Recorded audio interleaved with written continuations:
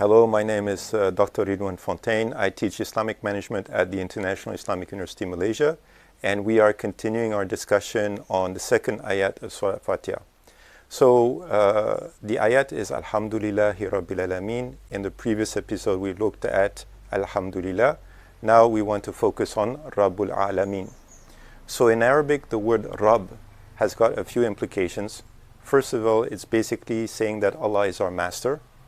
He has absolute ownership of us. He has absolute authority over us, and He takes care of us in a loving and caring way. Now there's a lot of implications to this word, but I want to focus on one implication, which is the fact that if Allah is our Rabb, then we are abd of Allah. In other words, we are slaves of Allah. And again, there are many implications to this, but one of the implications is if we are slaves of Allah, then everyone around us is also slaves of Allah. And we do not have the right to judge other people or think of ourselves as being better than anybody else. This is demonstrated in the Quran in a very powerful way. And in the Quran, Allah subhanahu wa ta'ala describes the mindset of Iblis, Satan. And Iblis refused to prostrate to Adam. And his explanation was, I am better than him. So whenever you have this idea that you are better than other people, you literally have a satanic mindset. Now, we sometimes have a very simple view of the world, and we think that people who are racist or people who discriminate or people who have got stereotypes are bad people. I would say it's probably more complicated than that. I would say that anybody who is being exposed to either movies or social media or newspapers or whatever actually develop these stereotypes. And if I can share a story, when I was 11 years old, I used to watch a police series called Starsky and Hutch. And, every week Starsky and Hutch would, catch the bad guys, and, it was like very exciting. I was 11 years old. So I was at school, and one day I was explaining to my friend what a wonderful series Starsky and Hutch was.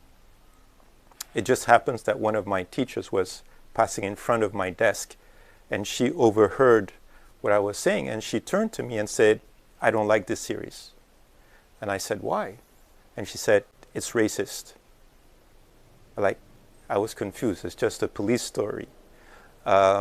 So she asked me the question, what color skin are the heroes? I said, well, white. And then she said, so what color skin are the bad guys? I said, well, black. So she said, it's racist. And I didn't quite grasp it, but the conversation is something that I thought about over the next few months, and I've actually been thinking about it ever since. But the implication is every single movie that you watch, everything that you see on television actually, or in the media, creates stereotypes. Now these stereotypes can be positive, these stereotypes could be negative, but they're always creating stereotypes. And this is something that the Quran actively rejects. So when you understand the concept of Rabbul Alameen, you understand the fact that you are a slave of Allah, everybody else is a slave of Allah, nobody's better than anybody else, and you are consciously trying to be aware of this. One of the dominant themes in the Quran is the way you treat other people will determine the way you Allah treats you on the Day of Judgment. So anyway, there's a lot more that I can say, but I want to finish with 3 questions which I normally will ask myself every time I recite Alhamdulillahi Rabbil Alameen. My first question is, do I have a Alhamdulillah mindset? My second question is, do I really understand what it means to say that Allah is my Rabb? And then the third question is, do I look down on other people? And if I do look down on other people, how can I change my mindset so that I don't have this satanic mindset? Okay? So next episode, we will look at the next ayat, which is Ar-Rahman Ar-Rahim. See you there. Thank you very much.